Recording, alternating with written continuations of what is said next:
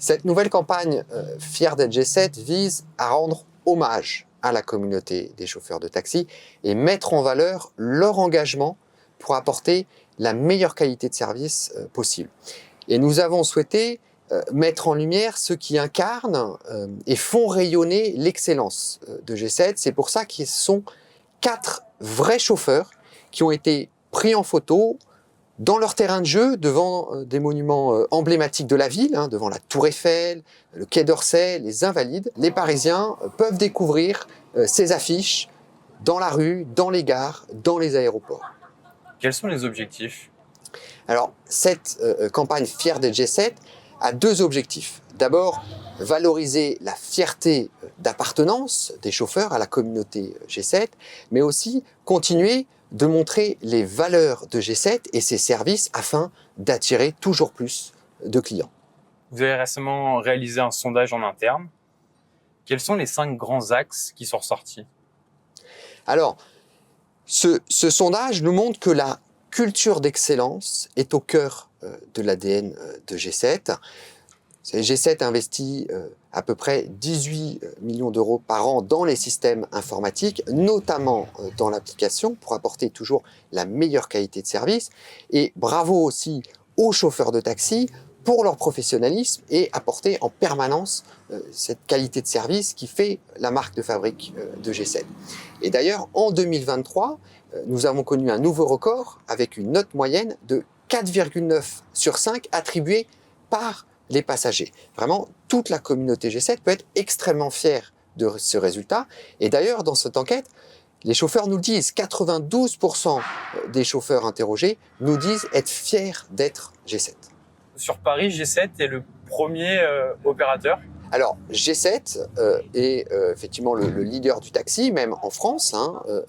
Le savoir-faire de G7, c'est mettre en relation des chauffeurs de taxi indépendants avec des passagers à la recherche d'un véhicule. Et G7, c'est la première communauté de chauffeurs de taxi en France. La préfecture de police de Paris a récemment créé la licence PMR et lancé un appel à candidature auquel G7 a favorablement répondu. Pourquoi c'était important de s'engager là-dedans ? La mobilité pour tous est une des 2 missions de G7 et c'est pourquoi G7, depuis plus de 20 ans, a à cœur de développer l'offre G7 Access, qui est une offre unique dédiée au transport des personnes à mobilité réduite.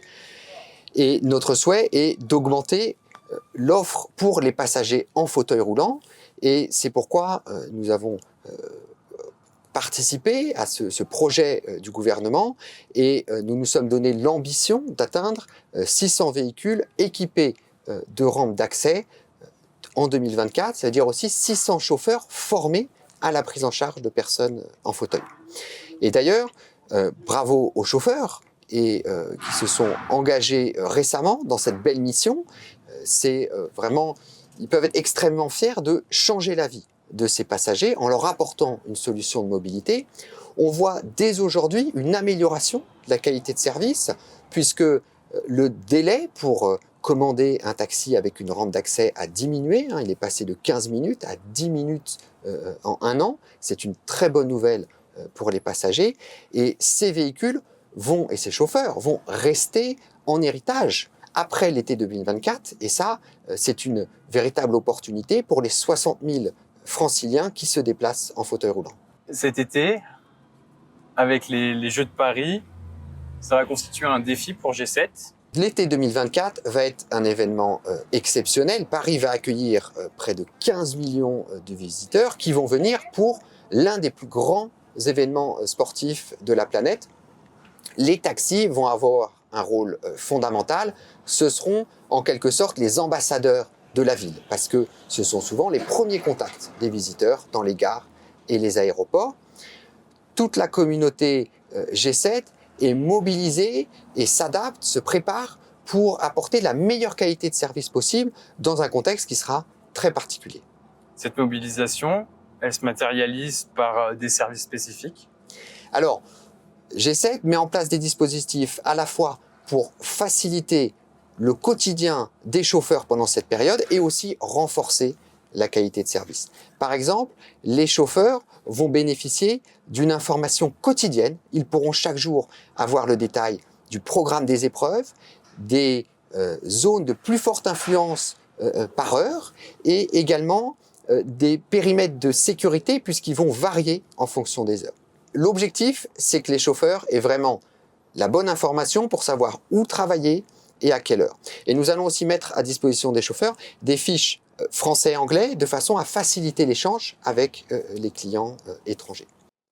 Pour les passagers, nous renforçons nos équipes. Il y aura 200 personnes au centre d'appel de pilotage de l'activité, 2 fois plus qu'un été normal, pour appréhender ce volume de commandes et les attentes des clients.